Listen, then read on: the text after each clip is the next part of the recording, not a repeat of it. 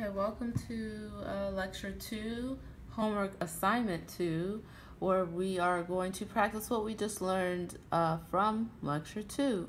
We're going to start where we left off with homework assignment 1, where we use pivot tables to create frequency tables. We're going to take it a step further by creating contingency tables, and we're going to also create graphs. And we're going to do some recoding in this exercise, as well as learn how to put in equations like mean, median, mode, standard deviation, the quartiles and percentiles, all of that fun stuff. So let's go ahead and get started. All right, let's zoom this in a bit so we can see what's happening here. All right, so this is the first step is asking us to graph the number of children by parents' age group. Okay, so what we need to do here, this means that we want to see how many children people in each adult age group tend to have. To do this, let's create a pivot table. This table is called a cross tabulation, what we're about to create, which you know from lecture 1 is called also known as a contingency table. As we learned in lecture 2, not lecture 1, lecture 2, these cross tabs or contingency tables help us to simplify relationships. This is really key in statistics and very important for us to know how to do. So recall from lecture 1 that we used the pivot table command to create frequency tables. So we're going to go right back there and use it to create the contingency tables as well. So we're in the home tab. See where I am? We're going to move on over to the insert tab. There we go. Going to go to that pivot table. Again, as with homework 1, some of your software might look different from mine, so everything might not be located where you see it here on this particular screen. If you have a Mac or if you have a different version of Microsoft Office, Office 7, Office 10 or 13. So let's click on, we clicked on table before, let's click on chart and see what chart can do for us, okay? We do want to graph a chart, but it's interesting what that actually allows us to do. So we're going to go through these steps. The first step is telling us to go ahead and select everything in the data table. So let's do that. I'm not going to select this because it's not really necessary, but we'll start here with age, and we're just going to select it all. Then it's asking us, where do we want to place it? Well, the instructions here, I believe, say P1. So let's place it there, and be careful that it doesn't say it several times, because your computer is going to be angry and not give you the right output. So let's delete that and try it again. P1 for instruction, for the instruction tab right here. Okay, so our data tab, we got pretty much all the data. Instruction tab, we want it to be located at P1. All right, so good. We've inserted the table. Let's move this chart over, what will be our chart. We're going to move it down right below that table, and then we're going to actually create the table, put the data in the table that is necessary. So step 2 tells us to drag age down to this field. Let's drag children down to be our legend. And you know what, let's drag children down again to be our values. Note that you can have, first off, let's move this up a bit. Note that you can have children in here, or you can have age in here. You're going to get the exact same numbers if you use either, because the value is the value, right? 36 people who are elderly have 0 children. It's not going to change whether you put children or age down here, okay? But what is going to change, so say we decided to put age here in our legend, take a look at the chart here, and we're going to put children here in our actual in our row. So now the age groups are now in our columns, and the row now contains the number of children. So you could flip-flop it depending on what you want your independent and dependent variables to be, right? In this case, this would have to be your independent variable age, because that can't really be caused by anything except for life, right? Life causes you to age. And then your age might determine how many children you have living in your home. Children being 0 to 18-year-olds, essentially. Okay? So we'll leave it the way it is here. All right. And now we see blanks. So step 3 is telling us about some blanks. We can go here and remove the blanks. We can go here and remove these blanks. We can even go to the chart, the graph, and remove the blanks. Wherever you remove it, it's going to do it throughout. But you noticed, I'm going to undo what I just did. You noticed that there were no missing values. There were no blanks. Everyone responded to their age and how many children they have. So, regardless of where you select it, right, you could even go here. If you deselect it, it's going to sync up with the table. If you deselect it in the table, it's going to sync up with the graph, okay? So yay for Excel. All right, now let's do, what else is it telling us to do? We just deselected that. Now it's just telling us to make it look pretty. Always make these things look pretty, because we're not going to go through this and have visual tools that aren't helpful. If it's not pretty, it's not informative. If it's not pretty, the information that's on there tends to be missed, because people can't understand it without looking at it looking aesthetically pleasing. So let's go through here. I'm not going to go through all of it, but one of the things it says is to change parent age, change the row or column to what these titles are: number of children, parent age. So parent age should probably go here. Parent age, number of children. We're going to expand this. Take a look as I expand it.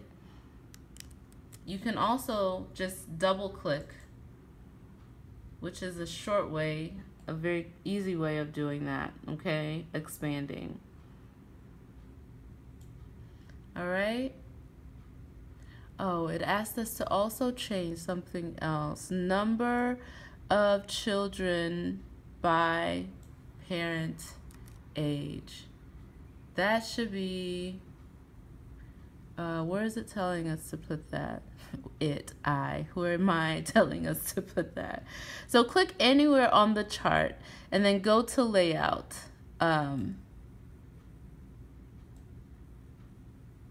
Layout, you see here, it says layout. So let's go to chart title. Let's make it centered overlay, or whatever it's actually that I asked us to do. I don't think I asked anything. So let's just click center overlay. I don't like center overlay. Above. All right. So we're going to change the title, or create a title, because one wasn't there. And now we have a nice chart. Okay, so there are other formatting things you can do here. So I would, always encourage you to explore. Don't just do the very minimum that I've asked of you in the homework, right? Because you should use this opportunity to just explore and see what else Excel can do, at least as it pertains to what we are learning, okay? So now, how many elderly, middle-aged, and young people have 3 children? All right, so we can go to 3 children here. We can even hover over it, and we see that 10 elderlies have 3 children. 21 middle-aged people have 3 children, and 10 young adults. Is that correct? Yeah, young adults have 3 children. We can also go here, and it tells us the same thing. 10 elderly, 21 middle-aged, and 10 younger adults. And then the second question, what category of adults has about the same number of 0 children as they do 3 children? So let's look at this chart here. 0 children for elderly. Let's look at elderly. Nope. Elderly, another 36. Let's look at 0 children for middle age. It's about 60 something. We see 68. And it doesn't match up in the other ones. And then let's look at the green. 20, 16, that was the closest. The others don't match up. 41, 10. So we could have stopped at the first one. We see that elderly have the same number of 0 children as they have selected for 2 children. Okay? So just allowing you to not just create these charts and these tables and graphs, but to be able to answer questions or pull out data from it, right? Pull out explanations, information, interpretations, all of the above. All right, now we're gonna code the variable gender. How we're gonna do that is we're gonna go to the data worksheet. We're gonna hover over gender, okay? To select the entire column, we're gonna press Control-C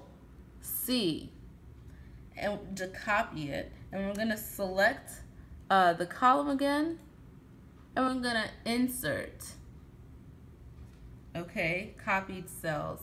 Now we can recode without tampering with our original data. This is critical, folks. Critical, especially with Excel, because this isn't the ideal software for running statistics.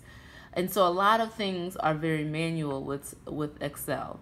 So if you are going to recode ever, whether Excel or SPSS or Stata or SAS, whatever data you have, if ever you need to code or recode or do anything, tamper in any way with data, you need to first create a copy. And so that's what we just did in that step, okay?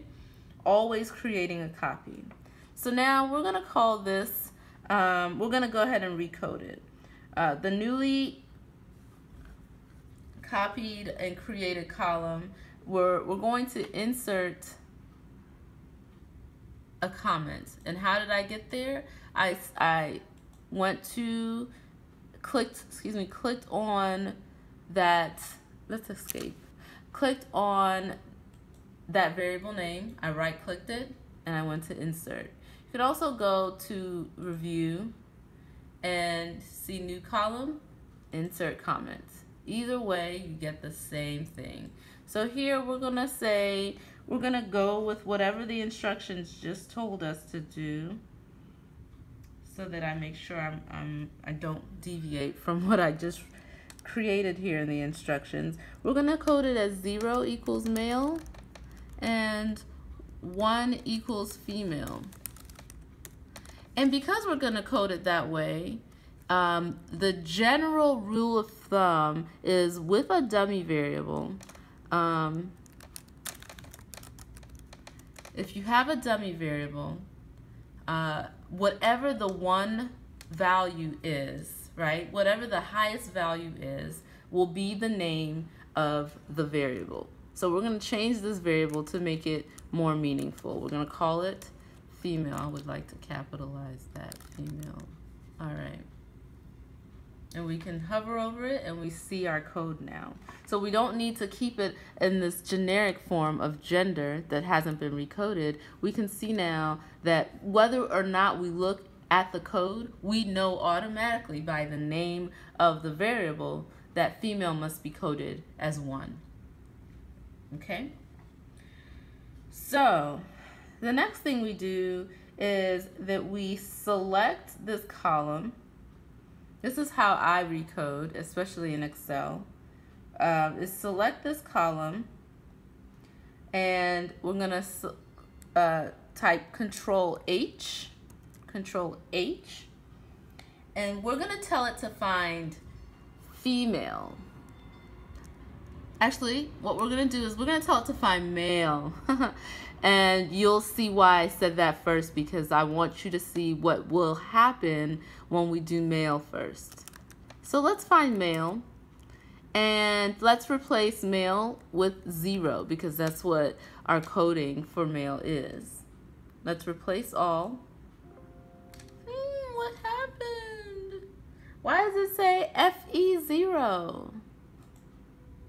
Well, first off, you can undo that. But second off, the word female has the word male inside it. So if we are to do that, then let's make sure that we type, if we want to replace female and recode it as 1, that we type in what we see there. We type in FE0. So, you know, nothing's lost there. But we have to make sure that we go up to this title, the variable name, and call it female. We have to recode it because Excel just found anything that said female and recoded it as 1. Anything that said male and recoded it as 0. Okay? So I'm going to undo that because I want to show you what I think is the more efficient way to do it. You go in here and you type in female, because that's the longer one, and it already has the word male in it. So let's type in female. We're gonna code it as 1.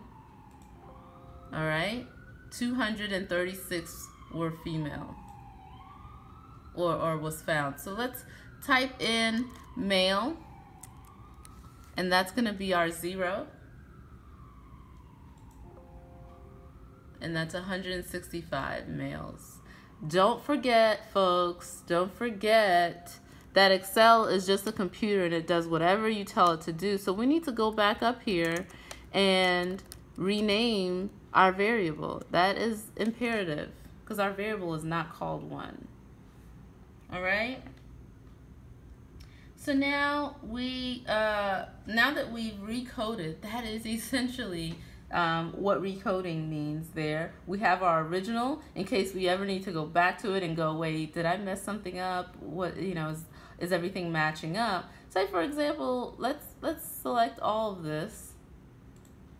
Let's go to our our filter as we did in homework 1. So let's filter and let's even look at it. Let's make sure everything that says female to the left has 1 to the right, and it does. And everything that says male right there, it should start at 0 all the way down. Awesome. So congratulations, you recoded successfully, correctly.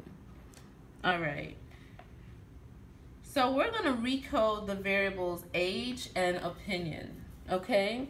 And age and opinion, opinion, you're going to notice in here that it's got agree and disagree. So which one would you want to do first? Because if you're replacing words that say agree, everything in here that says agree is going to be replaced by something, right? And take a look at the instructions here under step number 4, where we're recoding age and opinion.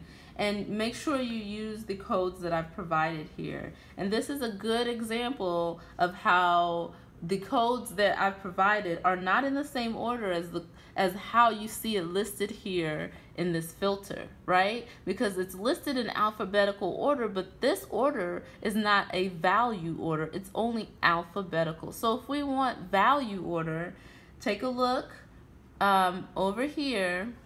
Let's go here. Oops.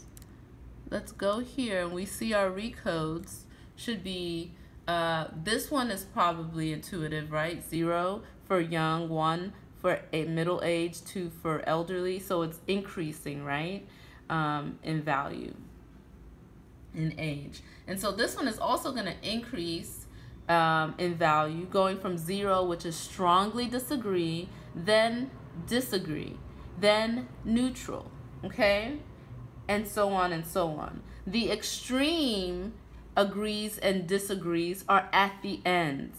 So even if you said, oh, let's make the opinions strongly agree first, that's fine if you think you want to do that. Most people start with disagree, right? And this is also just the way I coded it. Some people may code disagree as, say, negative 2, strongly disagree as negative 2, disagree as negative 1, and then neutral as 0.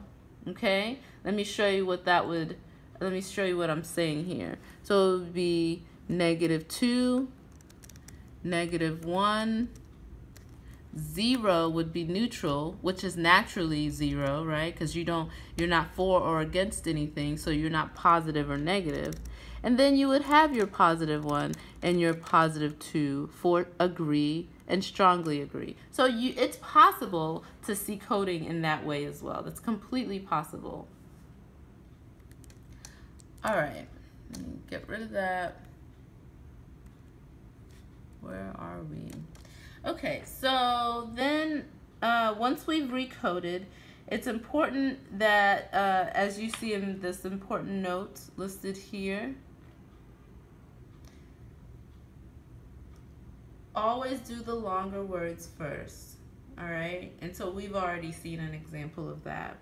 So the next thing we're gonna do now is we're gonna provide all of the descriptive statistics for the entire sample, for California and for Texas. So we have 3 different stats that we're gonna provide. 1 for the entire sample, 1 for California, and 1 for Texas. So let's go over to that answer sheet where we need all of this filled out for the entire spreadsheet, you see there, for California and for Texas. So let's get to it. All right. So number of observations means how many people responded. Since the data is currently sorted by person ID, let me see if it still is. It definitely is.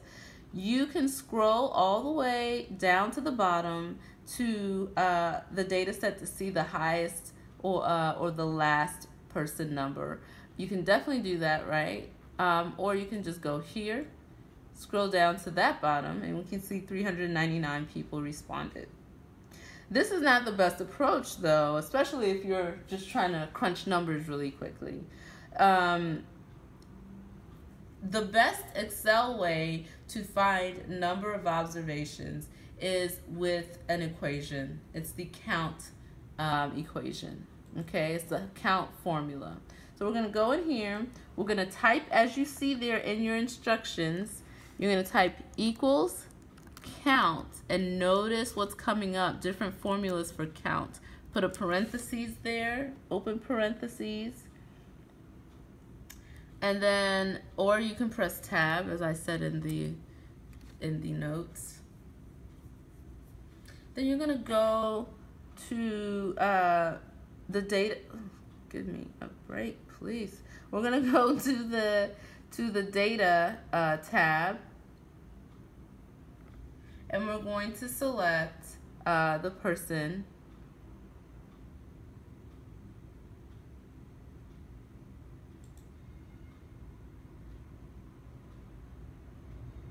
Okay. Let's press enter. So 399. Oh, I set this up to be dollars? All right, let's remove that. I just pressed this comma button to remove that. And let's also get rid of these zeros because we don't need that. All right, so make sure you look at the written instructions because there are some caveats there that you need to read up on. So let's do the same for minimum. You've probably guessed it.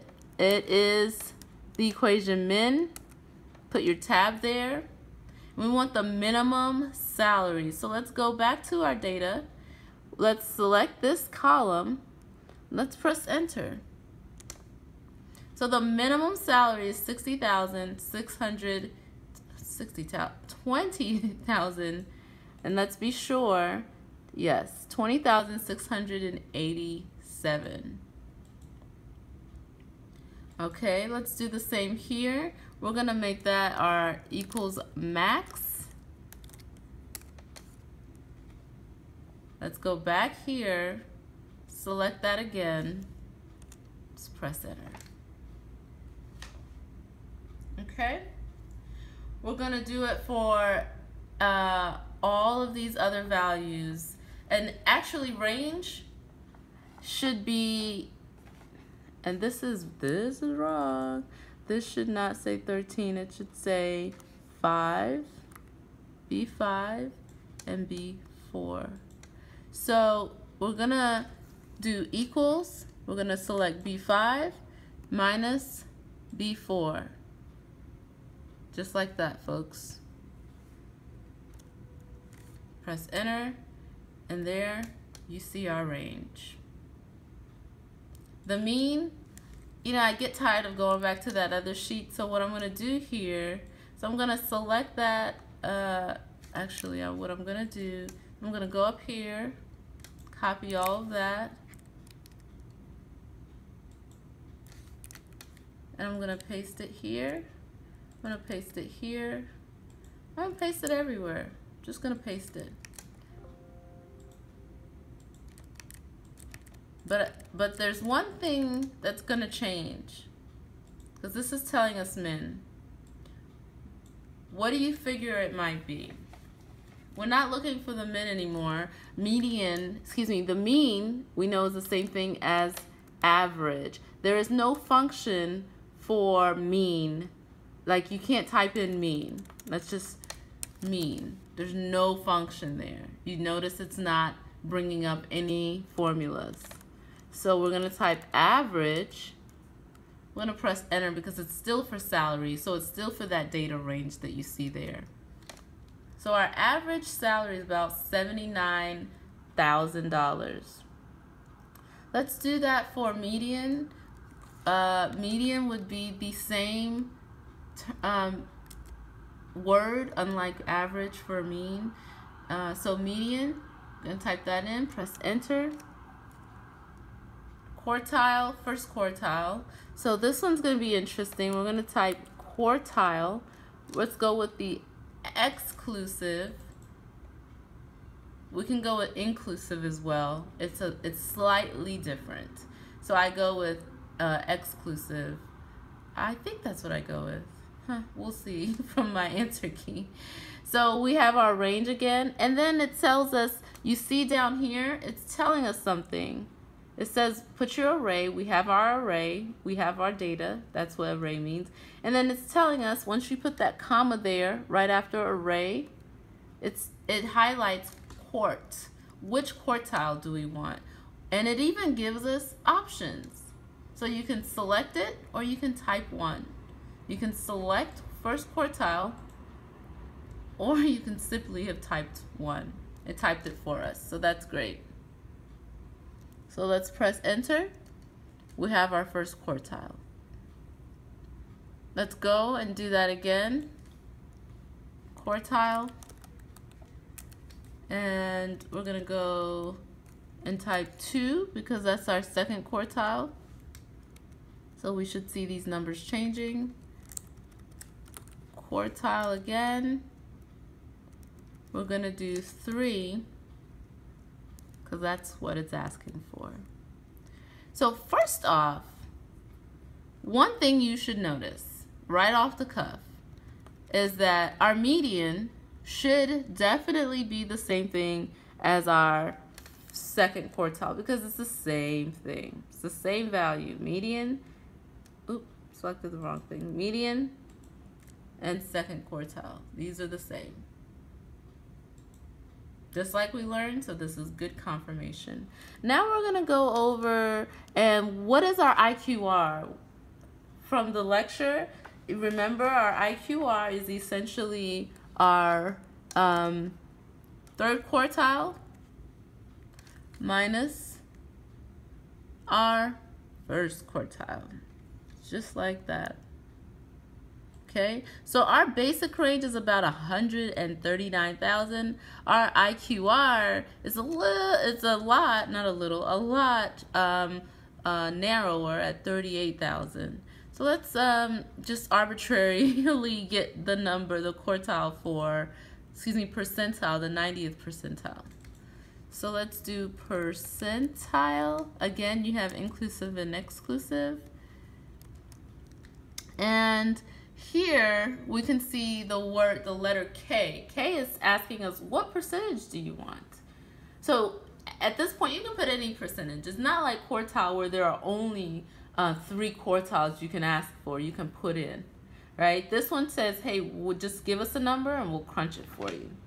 So if I said 0.5 and you have to say point something, okay, because Excel is reading percentiles as, in the decimal place form and not, 90%, it's 0.90, okay?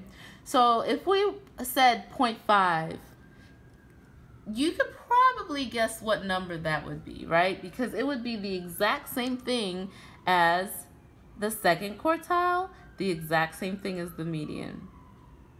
So if you didn't believe my lecture, hopefully you see it now and you believe that the median is the same as the second quartile, is the same as the 50th percentile. But anywho, that's not the number this is asking for. It's asking for the 90th percentile. So we're going to put 0.9 and we're going to get our value there, 111.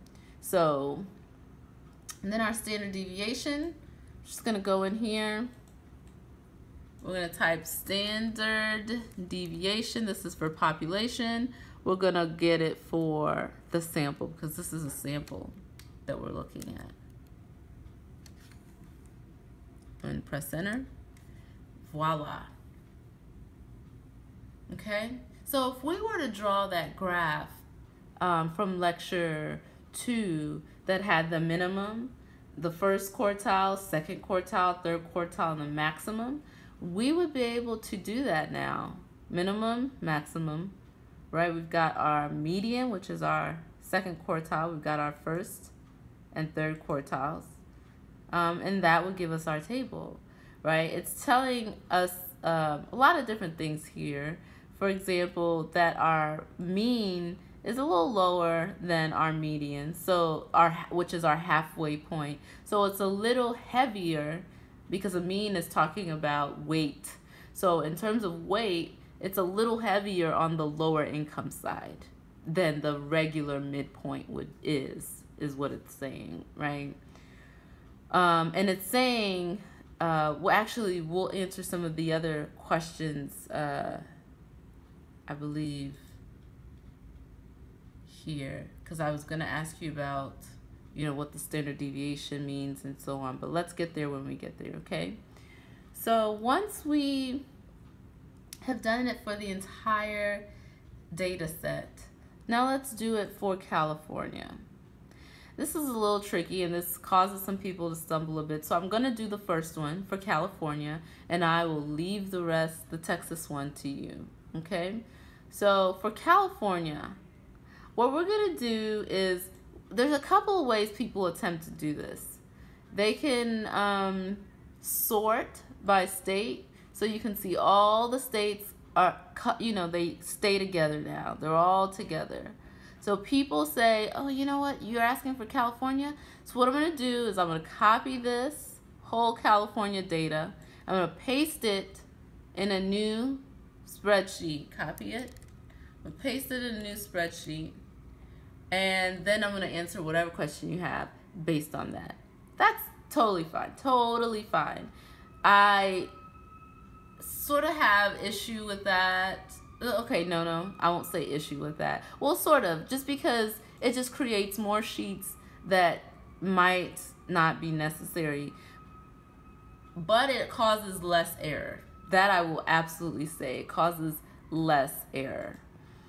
So the way that I would do it, a quick and dirty way for me, is let's select all of this. Copy, paste, because right, we're gonna have the same formula. Did I not copy it? We're gonna have the same formula. We're just gonna have different data points.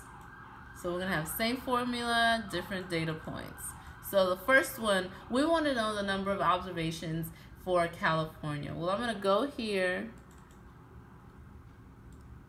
I'm gonna select that and delete it, because I want to know the count for California. So I'm literally just gonna select everything, every word here that says California. That's what I'm gonna do.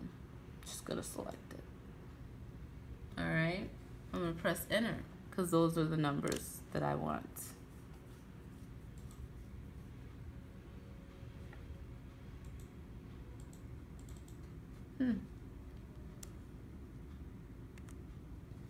Hold on 1 second. Selected the wrong set.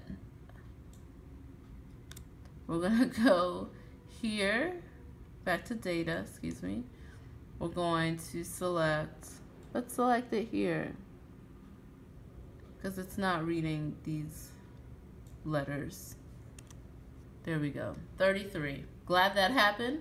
So just in case you did it, we did it together. All right, because Excel sometimes, it can't count letters, but it can count numbers. So it's saying there are 33 rows that have numbers in it. Okay, sure, I believe you. We can do that same thing for Texas, and I'm gonna leave that to you. Okay, so now let's get that minimum maximum. Guess what? We went to the salary column, right?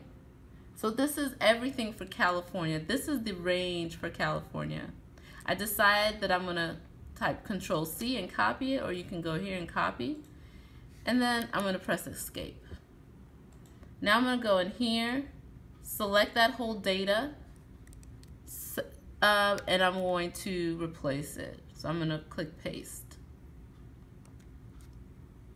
So the minimum salary for the entire 399 folks in this data set is 20,000, but the minimum for California is about 36,000. So they're making a lot more than the general public, I guess.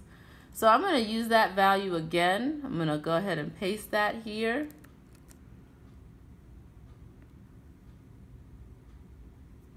Press enter.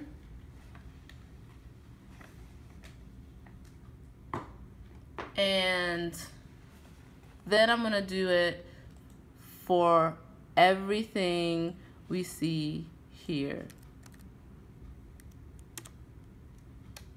Oh, do you know what that means? These things, this is telling us that there are too many numbers and we can't see it all. So we can double click here, opens it up a bit. Or of course you can drag it by yourself, but you may drag too much. So I just like to double click. I like Excel to just tell me how wide it needs to be. We're gonna do that all the way through. We already have our range, that G35 to G67. We see it throughout. So guess what we're gonna do? This one stays the same, right? It's E5 minus E4.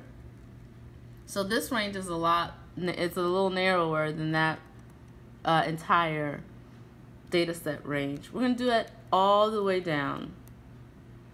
And once we have recoded our opinion column, what is it called, variables, and our age variables, then that will be a snap as well. We just fill in that information. We get our mode. We can do mode in this case because these are categorical variables, which is much easier to deal with mode. Okay, so we're just going to do mode, which is equals mode. And we can even do multi-mode because some of these data will have multiple modes. It's possible that, you know, the mode might be strongly disagree or whatever it's coded as. Strongly disagree, I think, is 0. And, you know, a second mode might be strongly agree. Who knows? I'm just making this up because I don't remember what the answers are. But they could both have the same exact number of frequencies and they both happen to be the highest. Okay, so sometimes I'm not even sure why the single mode, which is the same thing as what we see here as mode, both of them were old school. And so with this new version of Excel, they created this multi-mode to get rid of that problem of, wow, Excel only gave me one of the modes when in fact there were 2 or 3. Right, so multi-mode has taken care of that problem. All right, well that is it for this lecture or this homework exercise. I've gotten you started there, even got you started here. So I'm gonna let you move forward with it. And be sure, do not overlook the notes that I've provided, okay, because they're really critical. And this should not be a way to not read the notes. Please, I promise you, you will miss some things because I just kind of skipped through some things just to get to the core. All right, well, enjoy doing the rest of the homework. Take care, guys.